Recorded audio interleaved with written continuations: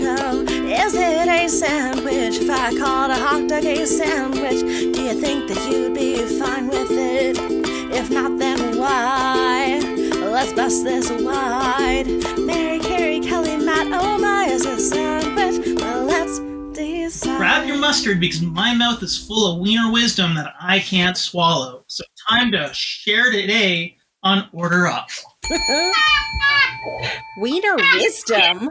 Wiener wisdom. Okay. Oh gosh, it's episode 3 of season 10, which I think needs to come with a not safe for work. We have been weenettes the last episode. I don't know how many F-bombs I've dropped already. It's not a fucking sandwich. I'm just going to put it out there. Spoiler alert from Kelly. Okay. Hey everyone, Kelly Zendikas. Doing my best. It is steamy today in Toronto. Speaking of steam, Mary Kennedy is in studio. Mary, did you bring the LA weather with you? Maybe, but you know what? It's been 60 and rainy where we are. And so I don't know if this is, but it, you know. Yeah. When you rolled into town last night, though, that's when the thunderstorm started. The sky's open and Mary appeared. Yeah, because I'm perimenopausal. That's what that was. That was the warning. Everybody roll down the hatch. All right. So that was from last episode. That Team No is in the lead. Carrie, Yes. feel like you're changing your perspective? Are you going from no to yes, or are you staying on Team No? No, I'm still a firm no. A hot dog is not a sandwich. Now, every now and again in a season, we do get a guest that will change my mind. I will be open to that. But no, it's not a sandwich, you crazy people. You can swear, Carrie. It's okay. Okay. It's okay. I'm staying firm. Mary is in both camps. Yeah, of course. Do you feel more pressure on no than yes? Is it changing? You know what takes me over the edge, and Matt has brought me here, and I can think of my grandmother, my Irish grandmother, my Nana Ann. If you grill 2 pieces of white bread in the skillet, and then you grill the hot dog, and you cut the hot dog in half, Yeah, and you put them together, that's a sandwich. that's true. But That's I prefer my hot dog in a bun, which is not a sandwich. which is not a sandwich. And then, you know, I like my hot dog cut up, and some mac and cheese or in beans. I always think of the Brady Bunch episode when you remember when I think it was Bobby. They got lost in the Grand Canyon. They had to eat hot dogs and beans out of that weird spherical thing, and they're going, Bobby, Cindy. It was The audience doesn't know already. They're like, researching answers. What about you, Matt? I think it's a sandwich. You changed. I do. Your initial answer was no. I know. I've just. Matt's flipped. Oh my God. An Order Up controversy. All right. Noah's still winning, but no, we're tied. I just, and my mom's from my Montreal. God. She does those, has it on white bread and stuff. And I just I have to respect that. Breaking news on episode 3. Matt switched. God damn it. so you think sandwich. Yeah. It's not. I'm going to. Well, if we couldn't afford hot dog buns, my mother would roll up a piece of white bread and make it. So that's That's not a sandwich. Oh. That's a roll. It's sushi. It's a sushi. Hot dog sushi. Charlene is chomping at the bit. Charlene's still here. She just slept over. I slept over, and I'm telling you, we were poor. I didn't even know what a hot dog bun was until I was an adult. We used white bread, and we rolled it up in it, and it's still a hot dog, not a sandwich. My dad in this episode, he'll just tell us about Latvia during the war. It'll just make no sense. Anyhow, friends, it's episode 3, season 10. Matt, what facts have you cut up for us today? Today, as of time of recording, we have recently had some elections. Yes. There was one here in Canada and one held by our friends in Australia. You might be wondering what this has to do with hot dogs. The humble hot dog has a distinguished political legacy. There is, of course, the legendary eat-off of July 4th, 1916, which is much less rude sounding than you think. 4 immigrants faced off at the First Nathans in Coney Island to see who was the most patriotic. They determined this in the most American ways possible by seeing who could eat the most hot dogs the fastest. Of course. Oh, Wow. So this is where the Nathan's hot dog eat-off every 4th of July comes from. There's also hot dog diplomacy. This is why you see a lot of politicians posing eating hot dogs.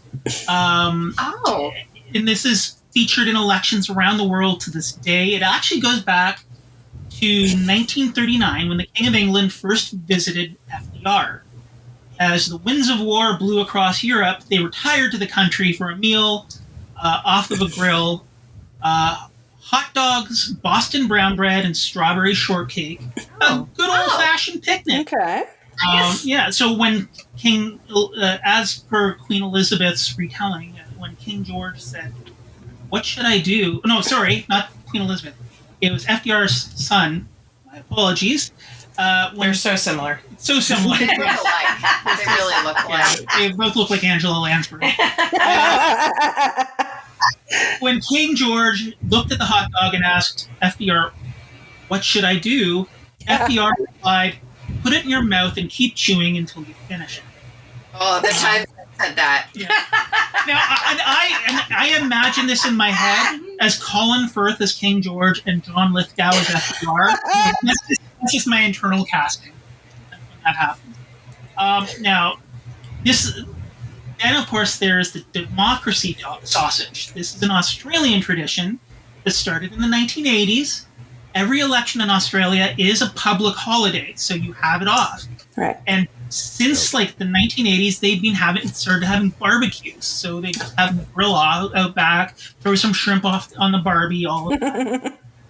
But in about 2013, it became a tradition that charities would sell these democracy dogs outside of the polling booths to raise money.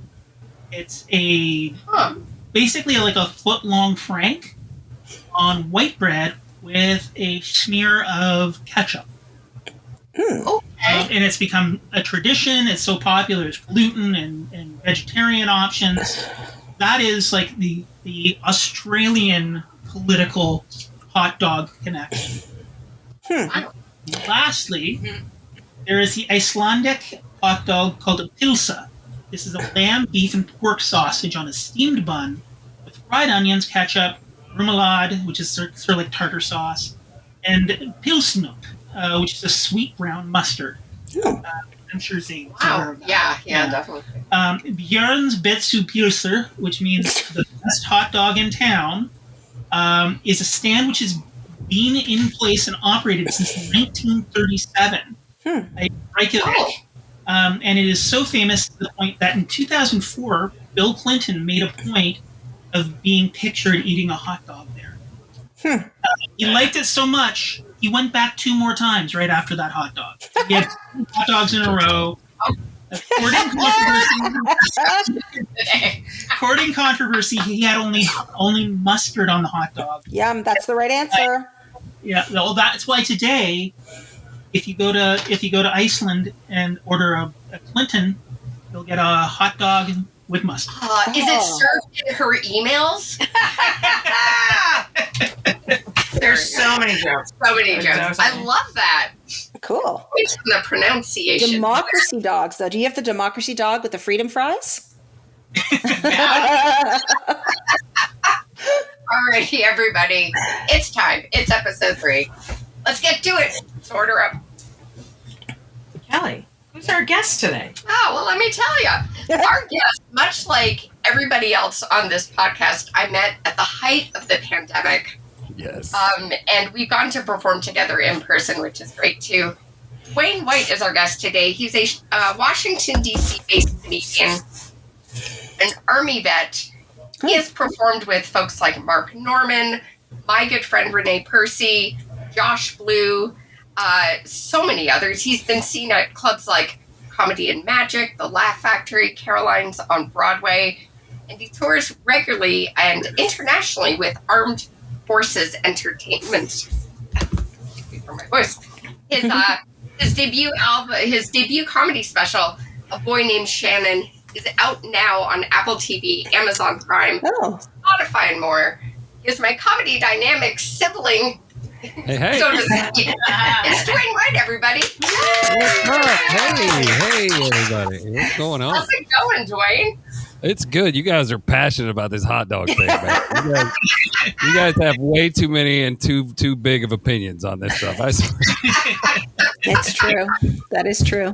I love it. This is great. My co-host today, Carrie, will be asking you 5 and change. There's a half question. Very important hot dog and sandwich questions. Are you ready, Dewayne?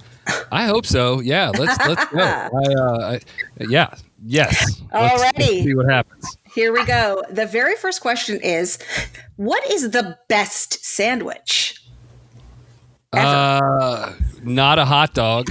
I'll start with that. Big fan of hot dogs, but no. I will.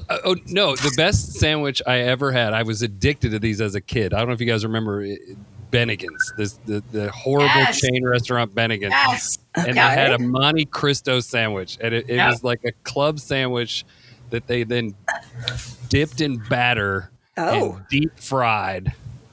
And then you ate it with like raspberry jelly. It was my gosh. It was so good, but it was so bad for you. So delicious. That might be the reason I started taking Lipitor at 32. It's like they're trying to give 8-year-olds heart attacks. Dude, it was so good. It was so good. It was the best sandwich ever. And they would they would put powdered sugar on top of it. It was my gosh. crazy. Yeah, they did that. That was before the McGriddle, so it was crazy. When's the last time you've had a sandwich like that? Oh my God, 30 years. Okay, but it's still in your memory. You can still feel it. Great. Yeah. I think the last time I was probably like 19 or 20 when I thought I was invincible. I could eat whatever. So like 20, 25 years ago. It's crazy. That's hilarious. Luckily, all the Bennigan shut down because everybody that went there died. They killed off their entire customer base. They just all had heart attacks. You can have that sandwich with maple syrup, my friends. Oh my So God. if you don't like the raspberry jam, you can have it with maple syrup. Oh my goodness. And a French toasty, which explains the old the powdered sugar. That makes sense. My gosh. It was terrible. I've seen them on menus lately, but they're not the same. They're not like deep fried. They just like, do some flavoring in the bread. I was like, right. That's not the Monte Cristo. Not the same. Alrighty. Question 2 is about a very disturbing thing that Kelly Zimnickis found on the internet. And it's this question. Would you eat a pineapple mayo sandwich? Oh man, a pineapple mayo. Okay, first of all, I will say I'll try damn near anything once. Okay. You know what I mean? I've eaten some really weird stuff when I was traveling overseas and weird stuff like that when I was in the military. I don't know. It tears me up. Like, I don't know. I'm not a huge pineapple fan, but I'm very white, so I like mayonnaise. So I don't know. I mean, I'd try it. I would try it, and this is the only thing I would say. I would be very upset with myself if I actually liked it. Okay. That would be rough. Prejudging before he even takes a bite. He knows it's not going to be good. I mean, absolutely. You have to. That makes sense. It's kind of weird, but you know what? People put pineapple in like cottage cheese. I guess that's true. Yeah. Or grow do. So I don't know. Weird. That is kind of weird. The next couple questions are true or false. So true or false. Toronto's Winter Garden Theatre had its walls cleaned using raw bread dough during its reopening. I feel like you wouldn't ask me that if it wasn't true. It's so weird. The only thing I could think is like maybe they were using it like you buy that slime for your car. They're like, oh, this will take it out of your vents or something like that. That's the only thing I could think of. Kelly, can you chime in on this? Yeah. Dwayne, I used to work at the theater, and it is 100% true. They cleaned it with raw bread dough. But for the exact reason you said. Yeah. Because Really? time it pulls That's off amazing. dirt without damaging. They couldn't afford anything else. They're just like, hey, forget this. We'll use the bread dough.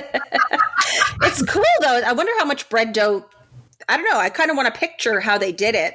Is it like little balls of dough? Is it a big? I don't know. Yeah. That's a question I have, I Kelly. can't What did you do? remember. What's that, Dwayne? Yeah. How did you do this? I did not do this. No, I didn't work there when they were under renovation. So this theater is the last operational double-decker theater in the world. And the top half of it was kept closed for like a really long time. So when they reopened it, and when you go in there, it's like you're in an English garden. Yeah. Ceiling has plants and stuff from the top.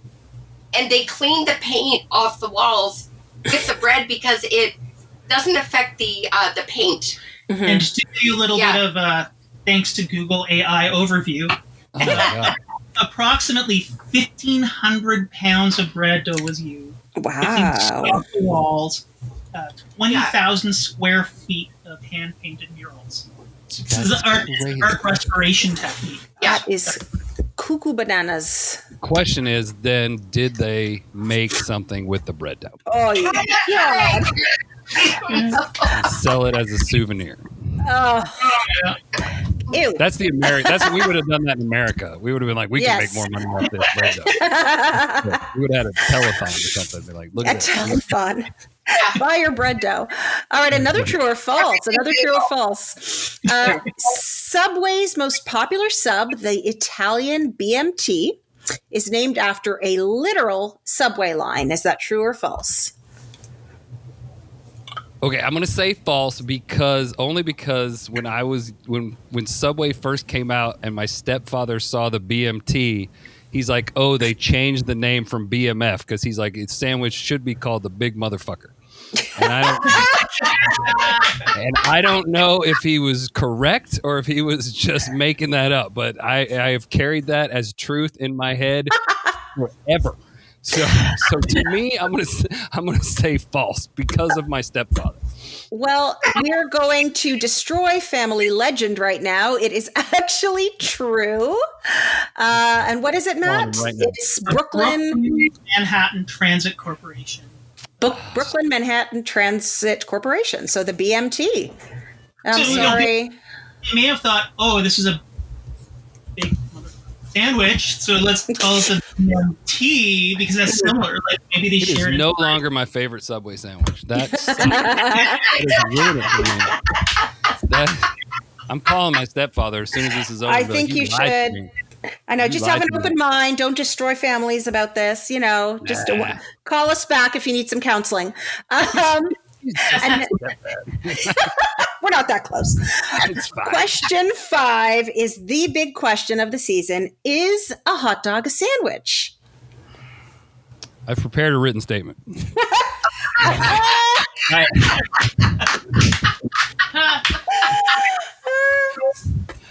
I say no. I say Okay. no up top.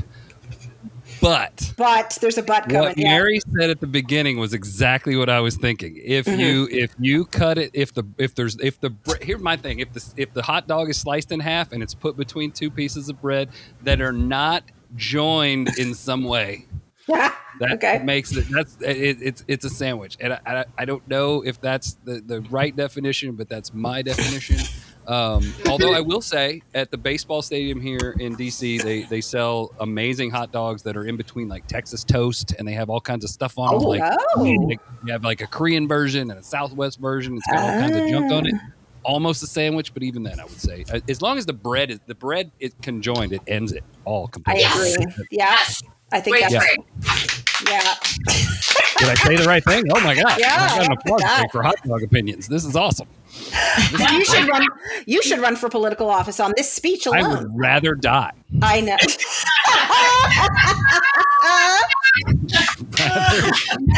No president, 2028? No? No. Absolutely not. I'm trying to be out of DC by then. Are you kidding? Yeah. I don't even want to be near it. I don't know how you do it, my friend. I don't know how you do my it. kids are out of college and Virginia isn't paying for school, I'm leaving. I'm not going anywhere near this. Well, speaking of death, we do have a bonus question for you. Yes. What the hell is in a hot dog?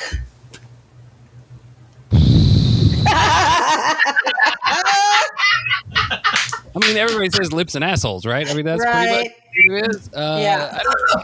I mean, I've been told it's all the stuff that doesn't go anywhere. And so I'm a hunter, so I make I grind meat and stuff like that. And I know the stuff I put in the grind, that's fine. But like, I know there's a lot of stuff that I throw out that I think that's crap they put in there. The grossness. It tastes so good. I know. So good. But it's such bad for you. So yeah, all the crap that's left over after they take the good meat away, and I don't know. So your answer is crap meat. Crap meat. Crap meat. Okay. All right. Well, thank you. And Dewayne, where can people find you on social media? Tell us about what's going on. Yeah, absolutely. Best way to find me is on my Instagram. It's White Dewayne Comedy. Everybody screws up the spelling. That's where they mess up. Dewayne. White Dewayne Comedy, and you can check out the special, like Kelly was saying, on Apple TV, Amazon Prime, Spotify, all that stuff. And then last case, I have a website, DewayneWhiteComedy.com. But yeah, that's the best ways to find me. Excellent. And with Dwayne's answer, friends, Team No. We started off the episode in the lead, then we were tied. We're back in the lead. Yes. Team No is still winning. Yes. As it fucking should. I was going to take it for the season. I mean, it's got to. I agree. Says yes, it's just You're not take going it. to count it as a maybe, though? Like a yes and a no? A hot dog in a bun is not a sandwich. No. And it most often comes in a bun. It's known for its bunness. Okay. Mary, all just right. say yes with an asterisk. Uh-huh. Yeah, I'm trying to create some drama. Yeah. You says right. If this, then this. It's fine. All right, friends. Well, we're going to roll into episode 4 with Team No in the lead. Awesome. A lot of more F-bombs to come in season. And hopefully my voice comes back so I can keep spreading. Thank you. So just hang tight.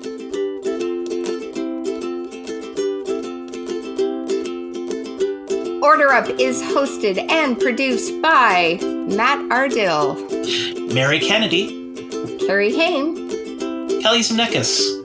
and original music is by Rebecca McDonald.